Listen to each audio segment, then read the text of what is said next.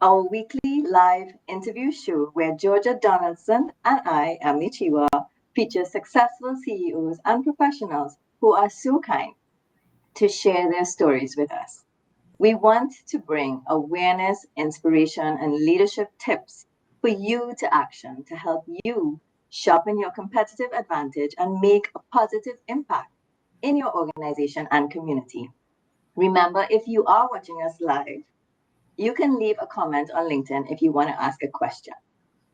Our topic this week is leading volunteer teams.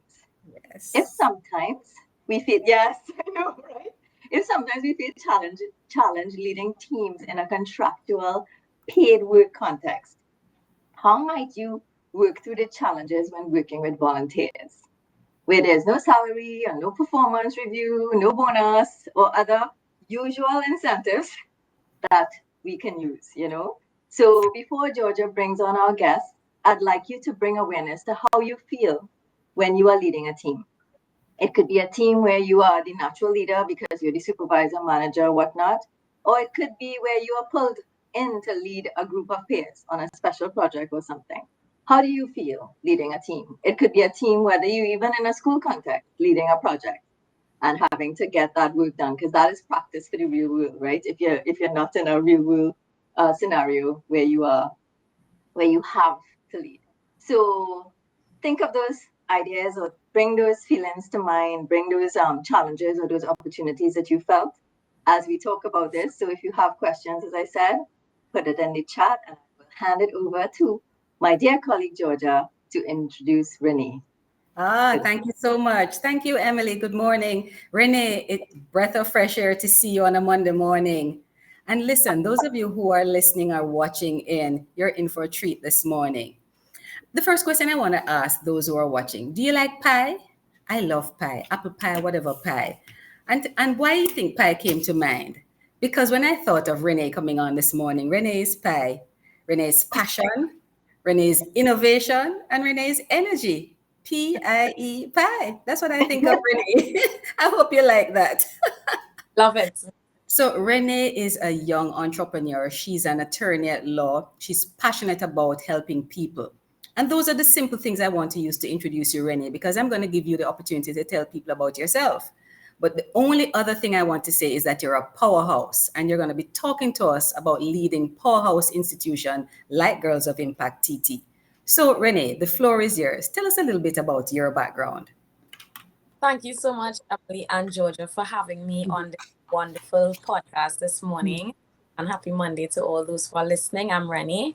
Professionally, I am an attorney, but otherwise I wear many, many hats.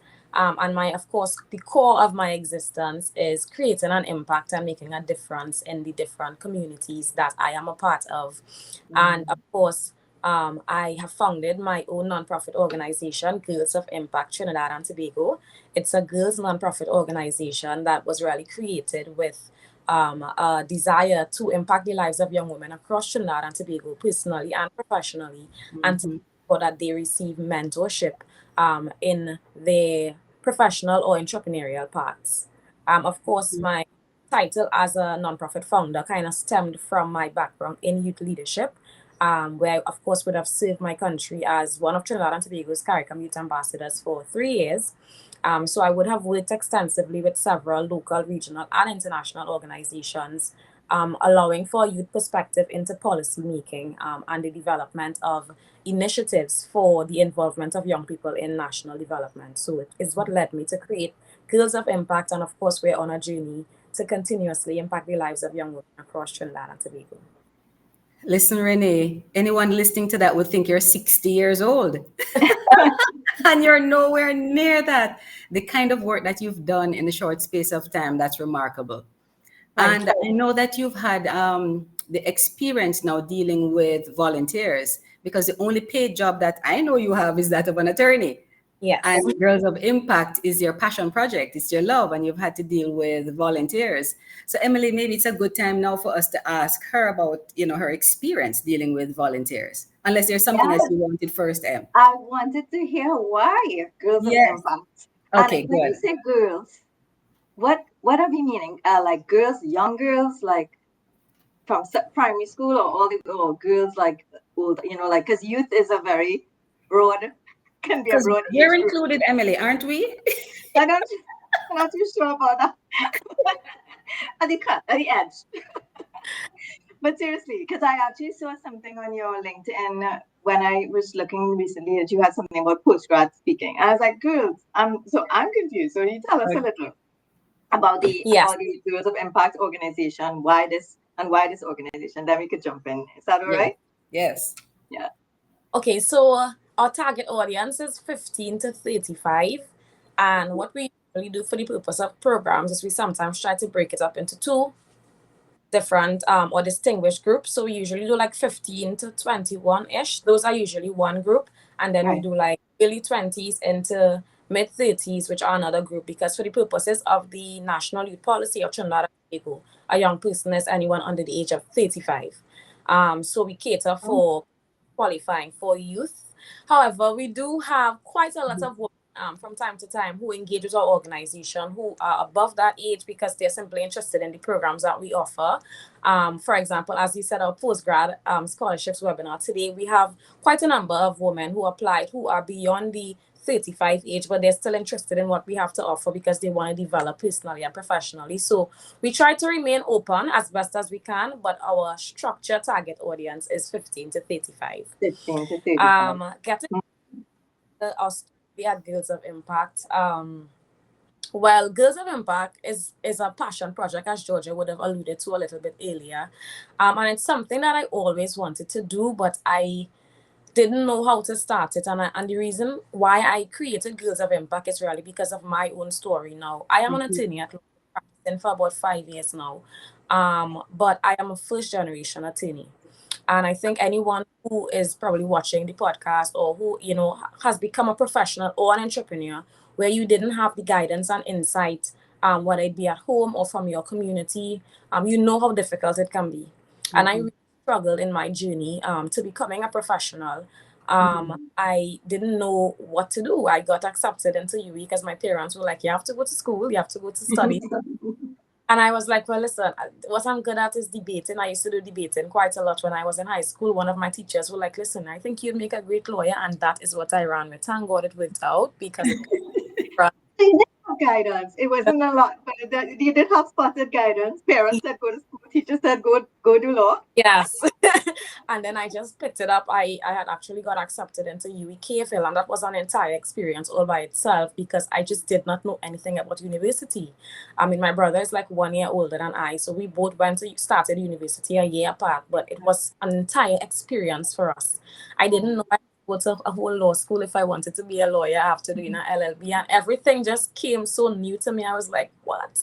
When I I didn't have any references because I didn't know any lawyers, and I was like, how am I going to get called to the bar? Like, everything is just so new to me.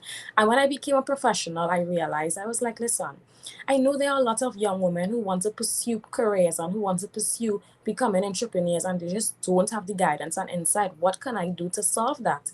And I thought about the idea. I said, listen, let me create a mentorship type organization where young women could get guidance and insight on how they can progress their lives. And that is essentially how Girls of Impact was founded. So what we try to do at GUI is to ensure that there is a mentorship aspect in everything that we do, so that young women who want to be accountants, they can be matched with professional persons in the accounting industry, and they can get that insight on what it's like to be in that profession. What do they have to do? Do they have to do ACCA? Do they have to do a BSc in accounting? So that we can kind of give them the tools that they need to become successful, while of course ensuring that that impact component is there so that they can not only progress themselves, we can make money, but they contribute to their society by volunteering and understanding social responsibility. So that's Yes. how it was founded. I love Listen, that. Renee, yes, didn't I tell you sweet as pie? I love it. Yeah. So Renee, you've told us your story, how you moved into this, how you founded this, and that's powerful behind it. Tell us about the experience that you have now that you're in it and you're leading a team of volunteers. Talk to us about your experience. Well, leading a team of volunteers is definitely a challenge, but I must preface that by saying I am very passionate about what I do.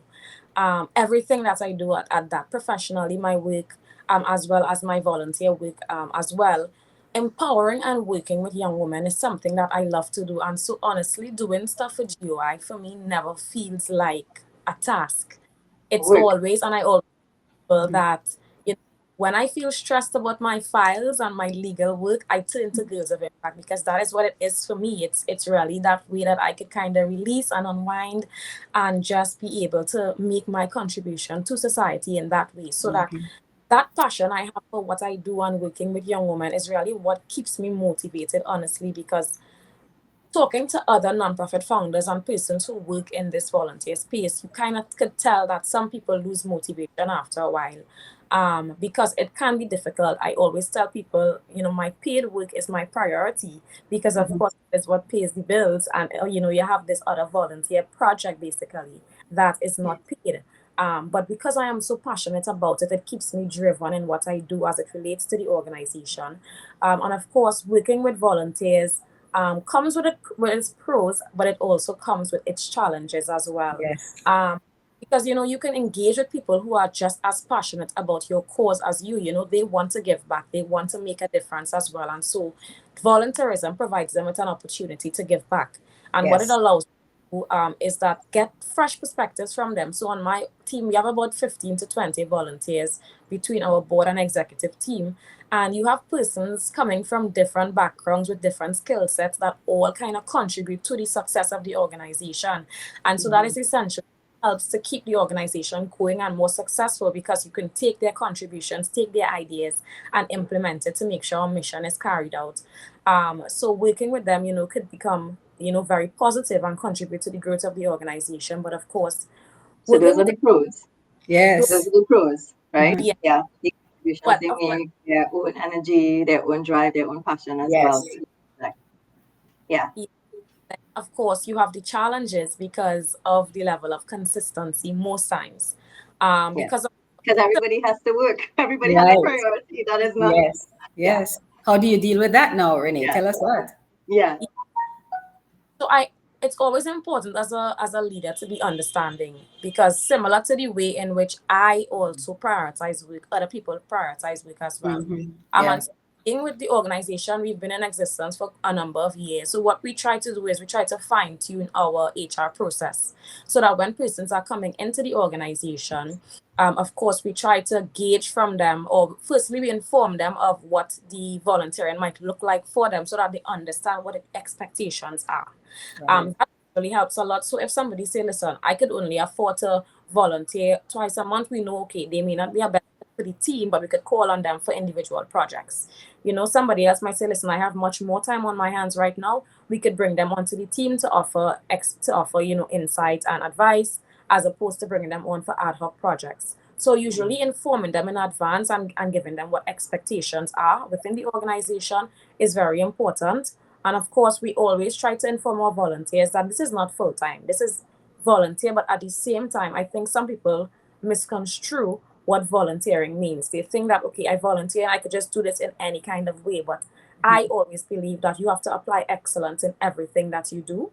And so even if you are volunteering, it's something that you should do to the best of your abilities. Yes. So that inconsistency has been the major issue, but of course, Right. informing persons of expectations usually helps to curb that issue. Of course, the issue still persists, but Yes. we are able to manage it a little bit better now.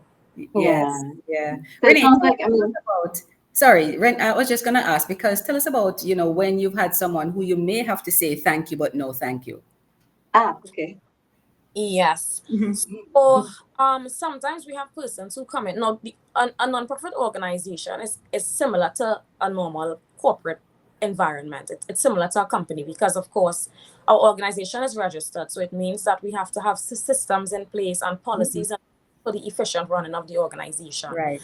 Now, I think it's at this point it might be important to bring in the concept of me being a young leader because, of course, many persons who are on our team, both our board and executive team, are older than I am, age-wise, but also experience-wise, because we bring persons in with a lot of experience in their field so that they can add value to the organization.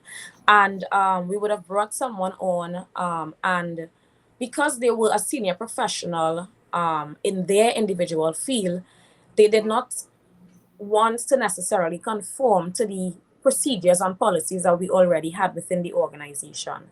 I think it's important, as a leader, sometimes, those things can be a bit challenging because, of course, you have to balance it very intricately. Someone is bringing their expertise, but at the same time, we have established systems and policies in place. And so, of course, the situation ended up resulting in a situation where we found that the person was not a good fit for the organization. And of course, it led to their departure from the organization. So you do have challenges where that is concerned.